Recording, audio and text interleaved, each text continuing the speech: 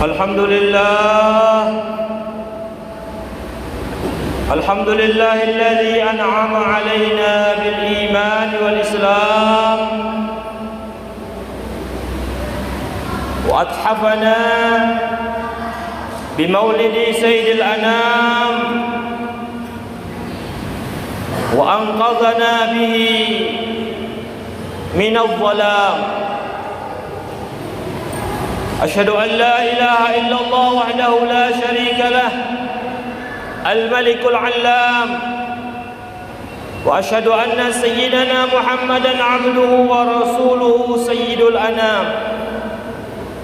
اللهم صل وسلم على سيدنا وحبيبنا وشفيعنا ومولانا محمد وعلى آله وصحبه ومن تبعهم بإحسان إلى آخر الأيام.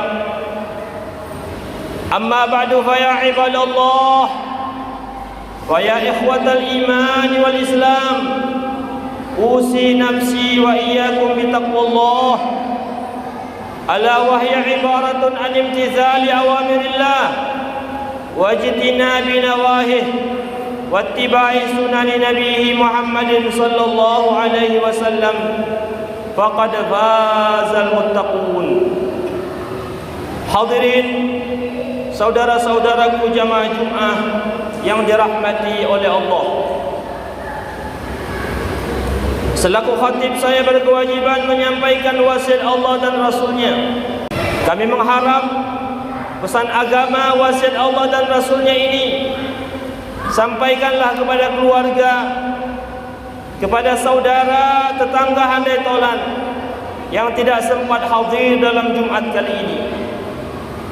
Pesan agama dan wasiat Allah itu adalah, marilah kita selalu menjaga, selalu menguatkan dan mengokohkan keimanan dan ketakwaan kita kepada Allah Subhanahu wa taala.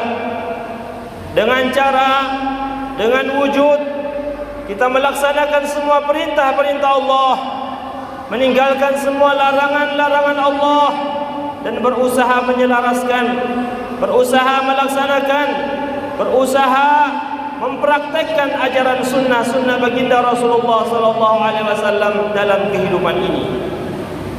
Maka dengan cara dan wujud ketakwaan seperti inilah adalah bekal sebaik-baik bekal, adalah modal sebaik-baik modal untuk kesuksesan, keselamatan dan kebahagiaan kita di dunia ini, terutama nanti di akhirat. Amin ya rabbal alamin. Allah Subhanahu wa taala berfirman, "Fatazawwadu fa inna khairaz zadi taqwa fattaquni ya ulil albab." Maka berbekallah kalian dengan sebaik-baik bekal. Sesungguhnya sebaik-baik bekal adalah ketakwaan. Bertakwalah kamu wahai orang-orang yang berfikir. Hadirin saudara-saudaraku yang dirahmati oleh Allah Subhanahu wa taala, agama kita Islam ini lahir dari tanah yang gersang, di padang pasir yang kering, di satu kelompok masyarakat yang terkenal dengan kejahiliaannya. Namun berkat perjuangan, pengorbanan, dakwah Islam menyebar hingga dicatat oleh sejarah, kaki kanannya menginjak sampai barat di Andalusia dan kaki kirinya menginjak sampai ke tanah Cina, sampai ke Nusantara. Dari keberhasilan dakwah Rasulullah sallallahu alaihi wasallam diikuti oleh para sahabat-sahabat beliau dan para pejuang-pejuang Islam. Ada di antara faktor penyebab keberhasilan itu adalah akhlakul karimah, yaitu akhlak yang terpuji atau akhlak yang baik. Di dalam berakhlak ini Allah Subhanahu wa taala dengan jelas memuji baginda Rasulullah sallallahu alaihi wasallam. Qala Allah taala fi kitabihil karim, innaka la'ala khuluqin azim. Sungguh engkau wahai Muhammad benar-benar di atas akhlak yang agung, akhlak yang mulia. Akan tetapi akhlak Rasulullah sallallahu alaihi wasallam itu sangat banyak. Akhlak Rasulullah sallallahu alaihi wasallam itu itu bertebaran, yang harus kita usahakan melaksanakan kesemuanya semampu kita. Tetapi di dalam mimbar Jumat kali ini kita akan mencoba ada dua karakteristik yang menjadi sebab utama akhlak Rasulullah sallallahu alaihi wasallam berhasil membawa perjuangan dakwah yang dilanjutkan oleh para sahabat-sahabatnya hingga para ulama hingga zaman sekarang ini. Hadirin saudara-saudaraku yang dirahmati oleh Allah. Yang pertama, akhlak Rasulullah yang menjadi karakteristik beliau adalah jiwa rahmahnya atau jiwa kasih sayangnya.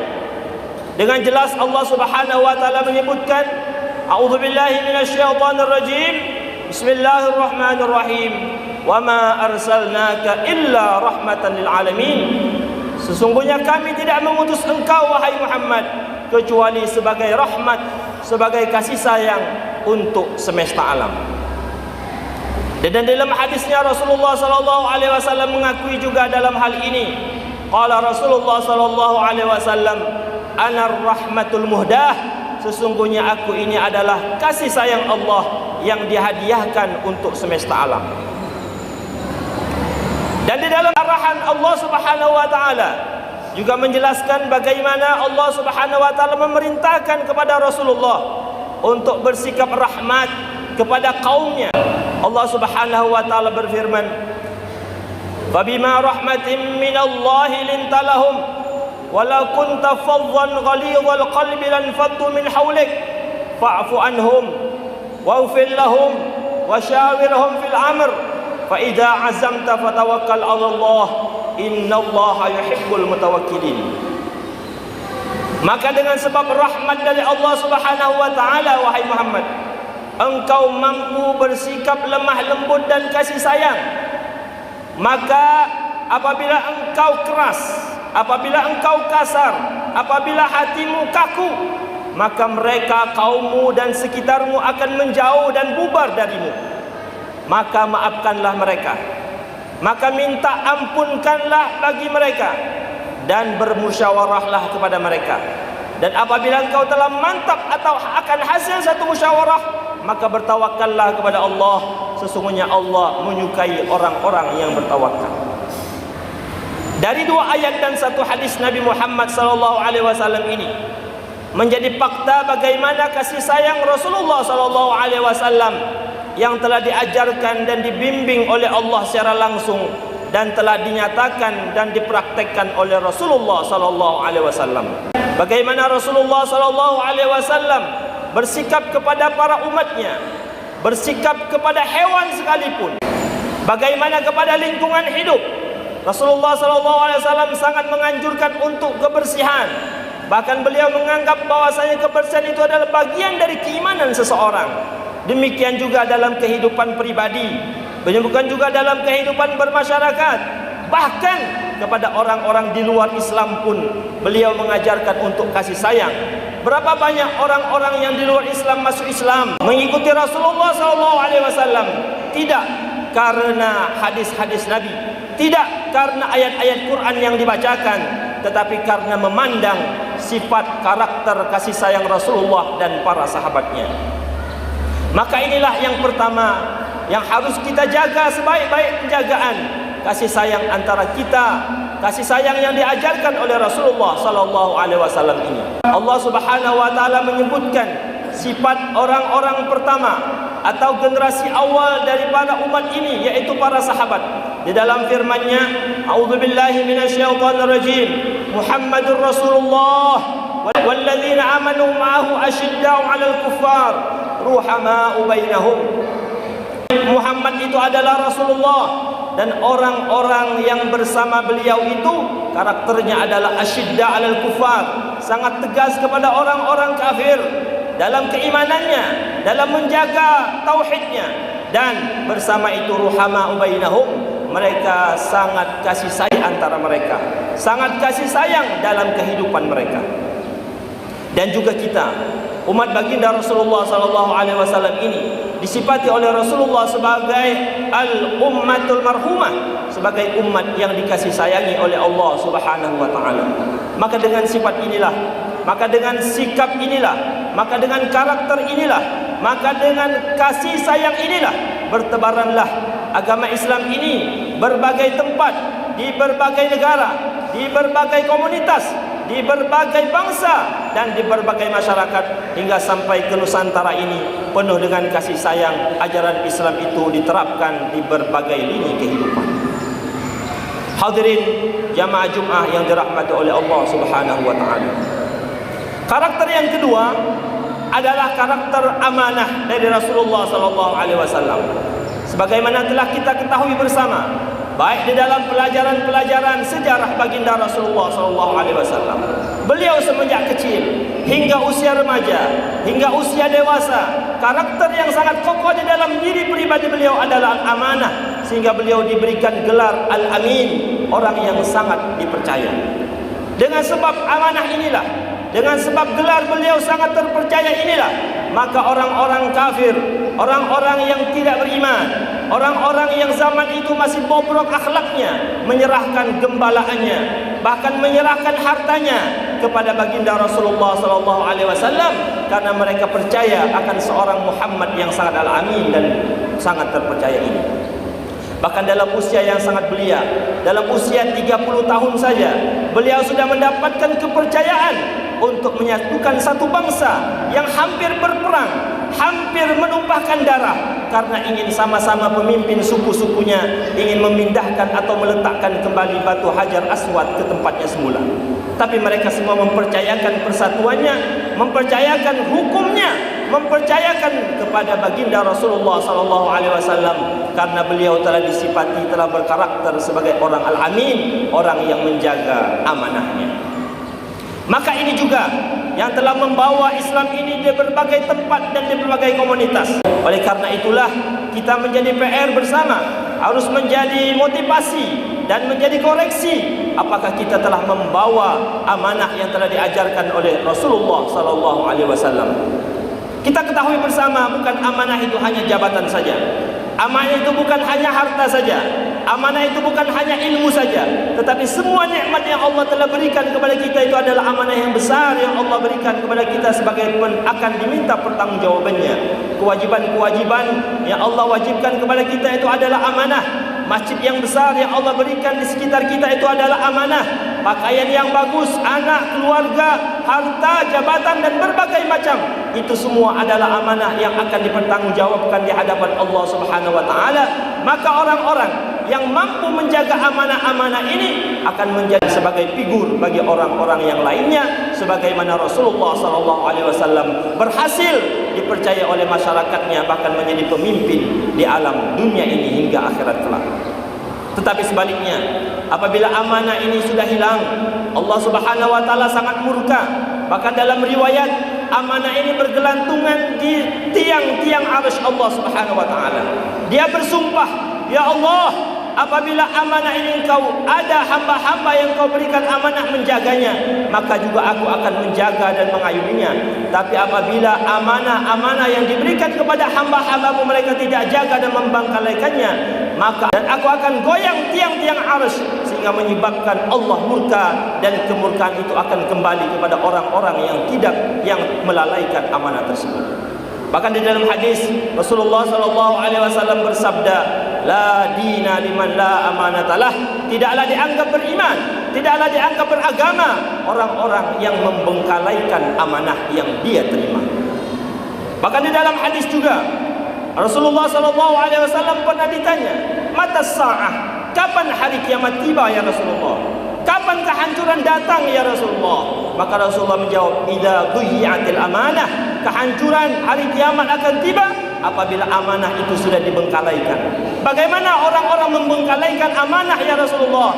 Idza wusidal amru ila ghairi ahlihi. Ketika orang-orang menyerahkan tanggung jawab perkara atau urusan kepada orang-orang yang bukan ahlinya, orang yang sesuai dengan amanah tersebut.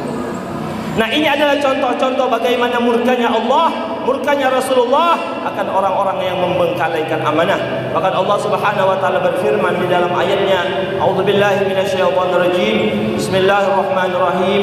Inna 'aradnal amanata 'alas samawati wal ardi wal jibal fa abaina an yahmilnaha wa ashfaqna minha wa hamalaha al-insanu wa kana zaluman jahula. Sesungguhnya kami menyodorkan amanah itu pertama kali kepada langit-langit. Kami serahkan amanah itu kepada bumi, dan kami serahkan amanah itu kepada gunung-gunung. Akan tetapi mereka tidak berani membawa dan menanggungnya, karena mereka khawatir akan beratnya apabila membengkalaikan amanah. Tiba-tiba manusialah yang diberi tanggung jawab menerima amanah itu. Tapi sangat disayangkan, manusia dalam keadaan zalim dan manusia dalam keadaan jahil. Menurut ahli tafsir, kenapa manusia dianggap zalim dengan amanah, dianggap jahil dengan amanah? Karena dia merasa mampu ketika menerima beban amanah, tetapi dia tidak menjaga sesuai dengan tuntutan amanah tersebut.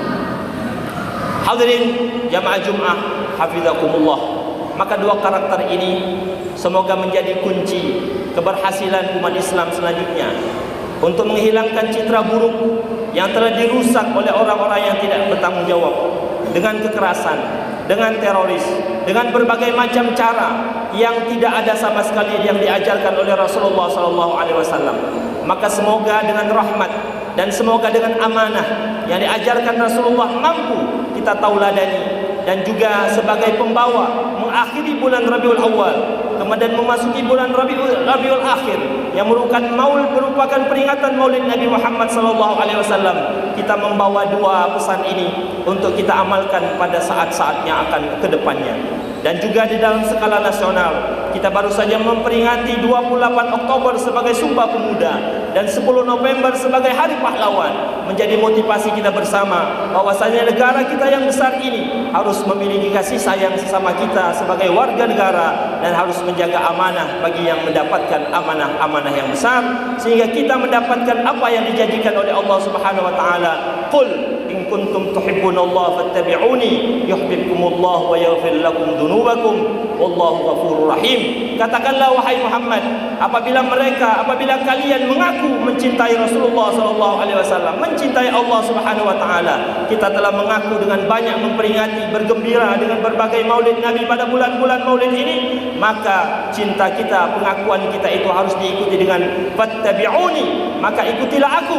Maka semoga dengan amanah dan rahmah ini kita mampu mengikuti dari dua aspek ini saja, walaupun tidak mampu dengan aspek-aspek yang lain, sehingga janji Allah Subhanahu wa taala akan mencintai kalian dan mengampuni dosa-dosa kalian. Amin amin ya rabbal alamin. Semoga keberhasilan Rasulullah dan keberhasilan para sahabat dan para pejuang dalam menebarkan agama Islam dan dakwahnya, dan dalam menjaga bangsa Indonesia ini dari para pejuang-pejuangnya dengan dua modal amanah dan rahmat ini juga mengalir kepada diri kita, baik dalam pribadi, keluarga, masyarakat beragama dan berbangsa dan bernegara. Amin amin ya rabbal alamin. A'udzubillahi minasyaitonir rajim.